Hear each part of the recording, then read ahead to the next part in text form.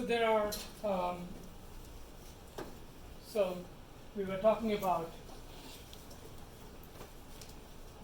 binary analysis and instrumentation, and we summarized some of the challenges in dealing with binaries. The first one is, well, you may not even know what is the code, because disassembly is not easy.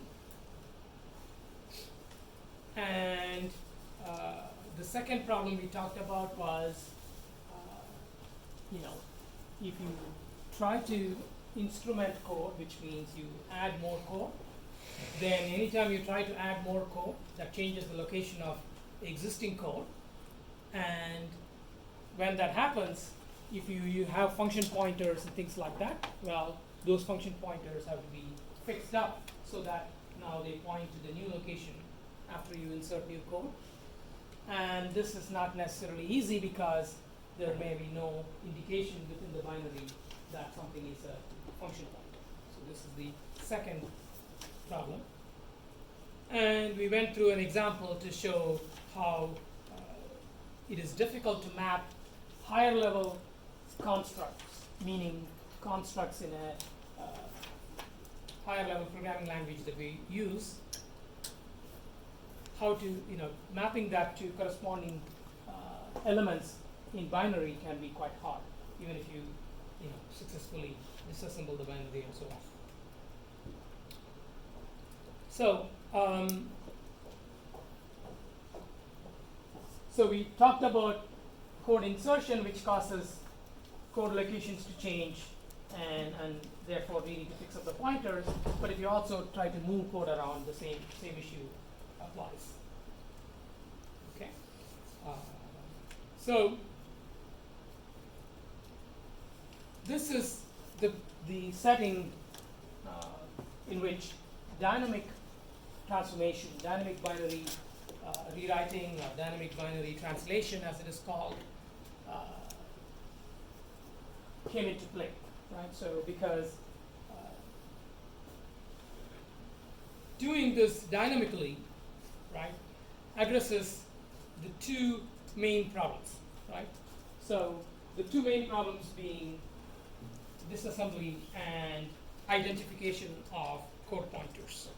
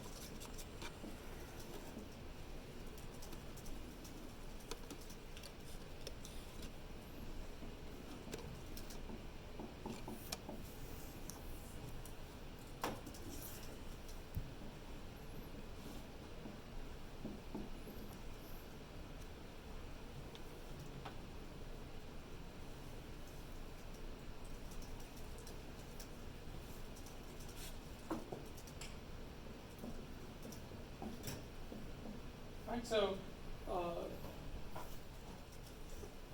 Dynamo-Rio is it's a system that does dynamic binary translation, or you could call it as just-in-time binary instrumentation. Okay, so just-in-time here means that you instrument the binary code just before it begins to execute. Okay. Now, this doesn't mean that at the time you load the whole program, you instrument the whole program, because if you have to do that, you still have the same problem that you don't know how to disassemble and you don't know how to find the code pointers. So the approach they took is to transform code just one basic block at a time. Right? So what is a basic block? Basic block is basically a straight line piece of code, right? There are no branches, nothing, right? So it's just a sequence of instructions. So the idea is that if you begin to execute a basic block, right, then you can accurately disassemble all the instructions in that basic block.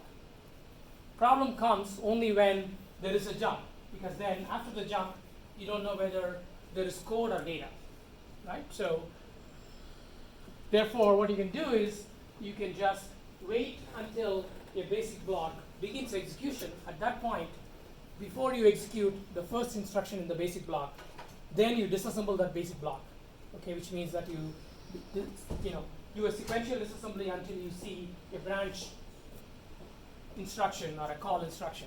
And at that point, you are going to analyze that small piece of code, and then you can instrument. Okay, so this is the way they deal with disassembly. The second problem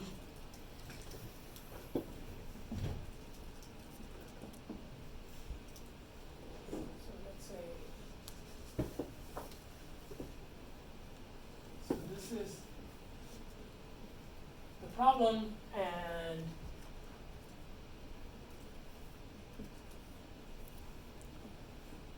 the solution that DBT techniques, right, dynamic binary translation techniques, use is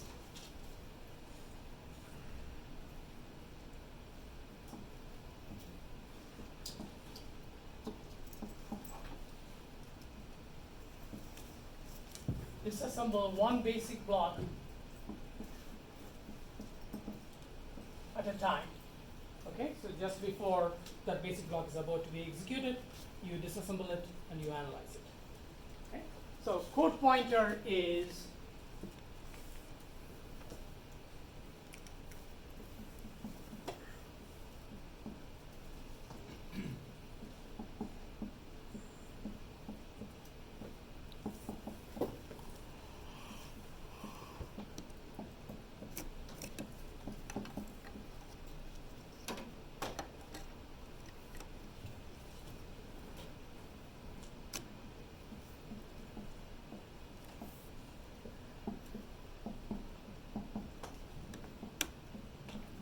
so remember, what is the problem with code pointer identification? It's just that a code pointer or an integer or any other data in memory, you cannot really distinguish and identify whether it is actually a code pointer or just some integer value or a string, right? So in low level machine code, everything is bits, and so you can't tell if it's a code pointer or not. But the program knows, right? Because if the program is doing an indirect jump using the value in a register, then the program knows that this value represents a code pointer, right? So the idea here is to wait until this happens, right? So essentially, the program tells you that, okay, here is a function pointer or a code pointer, and at that point, you fix it up. Okay, what does fixing up mean? So you have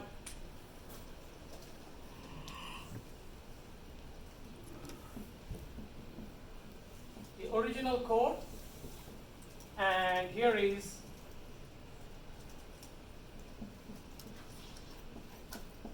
the transformed code, and here is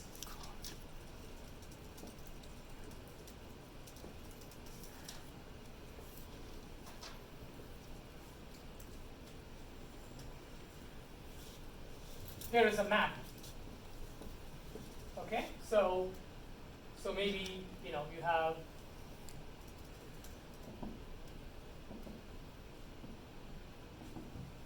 and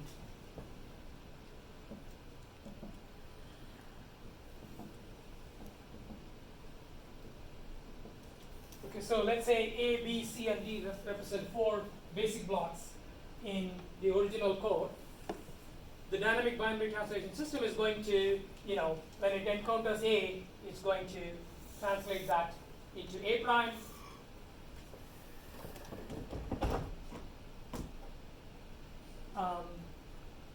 And when it encounters B, it's going to translate into B prime, C prime, and so on, right?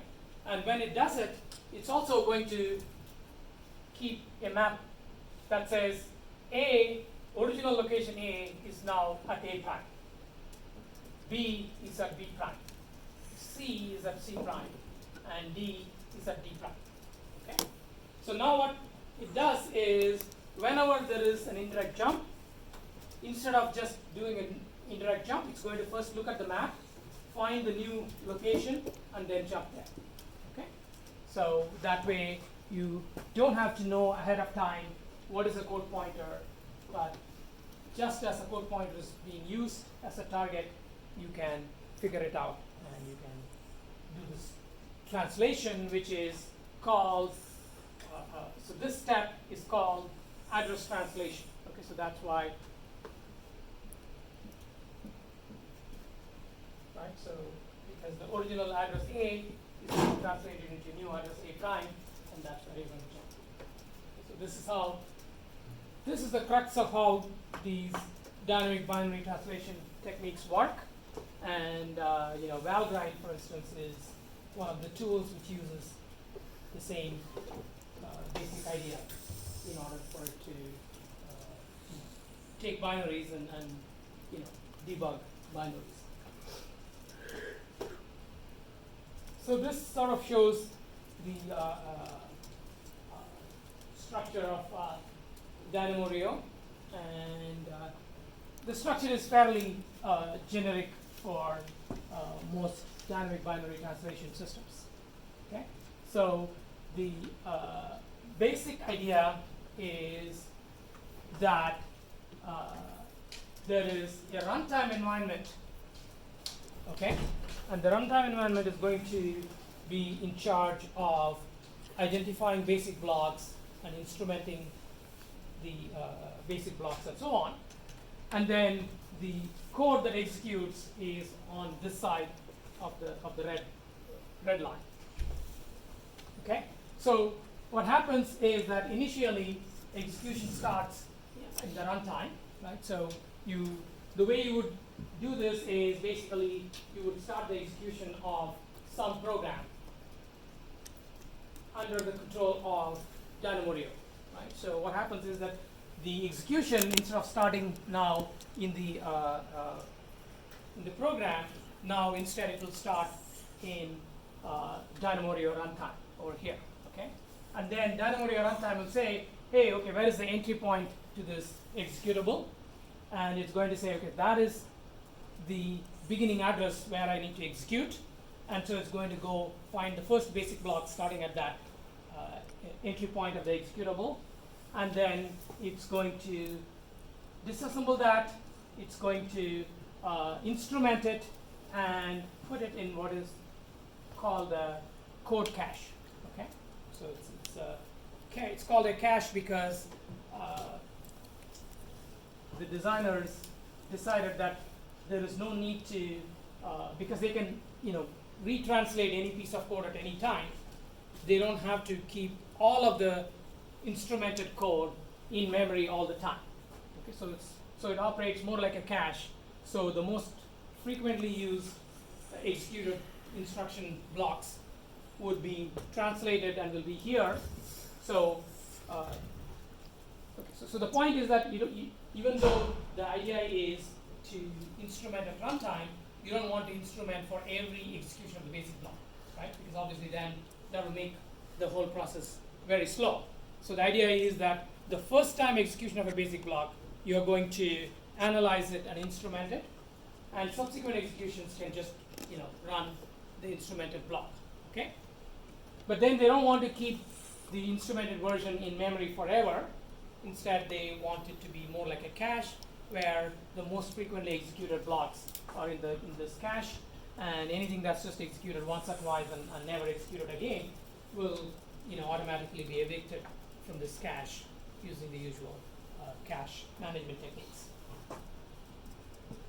So what happens is that every time a basic block is instrumented, they will insert a jump at the end of the basic block so that control can come back to the runtime. Okay, and at that point they can figure out, okay, where is the next basic block. Okay, so at that point they will translate that basic block and put it back here. Okay. It's also possible that the new basic block has already been translated. Right. In that case, what they will do is they will change the basic block so that instead of coming back to the runtime and then going back to doing this execution, instead control transfer can go from one basic block already in the cache to another basic block already in the cache, right? Because if you do that, then you avoid this, context switch between here and there, right? So again, the goal is to make it reasonably efficient, because if somebody tells you, I'm going to start disassembling a binary and instrumenting it at runtime, it will seem like an insane idea, right? Because it just seems like so incredibly slow. But in fact, by using this cache and by making sure that control transfers within the cache, between instrumented blocks, does not have to go back to the runtime. Once you do that, then you can actually get somewhat reasonable efficiency, and the whole technique becomes practical for many applications, including, say, debugging. Right? So the indirect branch lookup is the one that is doing this, maintaining this map and doing the address translation at runtime. So it's basically some kind of hash table, right, which maps original locations to new locations. Okay, and they do some optimizations, further optimizations, where if you have a sequence of, if you have a basic block, one basic block, which says jump to x, and there's another basic block at x, right? So whenever you have these kind of unconditional jumps, what they tend to do is that they merge these two basic blocks, right? Because you know that from here you're always going to jump here, right? So what is the reason to actually do the jump? Instead, they can move this, put this basic block right here, right? So this is, and when they do that, they call that a trace. Okay, so when you have a sequence of basic blocks that are executed with no conditional branches between them, right? So you can predict in advance the control flow. Then they call that a trace, and then they can store the entire traces in there, and that improves the cache performance and gives them somewhat better overall performance. Any questions? Yeah. So if you can determine that the basic blocks are going to refer one after the other, why not just make it all one basic with separating them into different ones? So so when you take a high-level language and translate it into machine instructions, right? So in high-level language, you have nested structure, right? So you have if, then, else, right? In the machine code, you just have go to, right? So what you end up doing is that you have an if, and then you'll have a branch that says, okay, jump to the else place, right? If the condition doesn't hold. Okay. Now you will get into the then block, but at the end of the then block, you will have another jump to the statement following the if statement, right? So that is an example of an unconditional jump that's going to be there in the original code, right? And this is one of the jumps that they can get rid of. After the done block, you just execute the next line anyway? No, because there is an else, right? Well, is it else and then the same thing? Or if there is there an if then else? Right. There is an if then else, right? So you either do the then clause or you do the else clause, right? So when you finish the then, you have to jump to the statement following the entire if statement, right? So that's why the compiler is going to have a jump at the end of the then block. Okay? But at runtime, it may happen that you always go through the then branch, okay, and the else branch is rarely taken. then you will observe an execution pattern where you go from the if, you go into the then block, and then from the then block you always go to the statement that follows the whole if statement, and then this thing that follows the if statement can then be stitched right next to the then block, and that's what they do in the case of traces. Thank you. Is Yeah. this like an interpreter in Java? No, it's not an interpreter because it is doing a translation.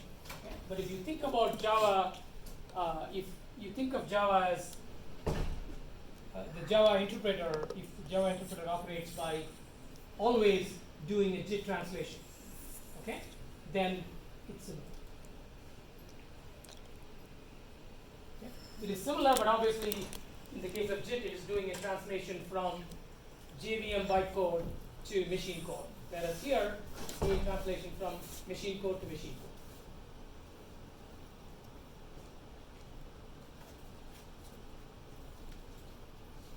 Okay, so this is all an explanation of what's going on. We have already discussed all of the things that are in those three slides. Now, what this slide is explaining is, what is this context switch, right? So the point is that this runtime is just another program, right? So some kind of a library that comes with. You can think of it's a DynamoDB library that somehow gets linked to your program, and then DynamoDB gets control, and then it somehow manages the execution of your program versus its own runtime and so on. Okay. By the way, your own program doesn't ever come here, right? Because your own program is more like data, right? That the DynamoDB library, DynamoDB runtime uses, and then it translates and creates these basic blocks that are over here, right? So your program is kind of, the program being instrumented is kind of on the side, okay? So now, what is this context switch? So this is a piece of program, and so it'll use the hardware registers and flags and whatnot. And then when these basic blocks and other things execute on this side, this is the program that you really want to execute, and that code of course uses registers and flags and so on. So obviously you have to make sure that the use of flags and registers over here doesn't interfere with the use of flags and registers over here, right? So this is very much similar to a situation where you have multiple processes running on your operating system. Each process is going to use all of the CPU registers, but the operating system makes sure that when it switches from one process to another, it saves the registers of the first process, and then it restores the register values for the new process and so on. And of course, we call that a context switch, and that's why this is also called a context switch, because you have to save and restore registers across this boundary. And you can imagine that this kind of saving and restoring is somewhat expensive, right? So if there are 8 registers plus flags, then you need to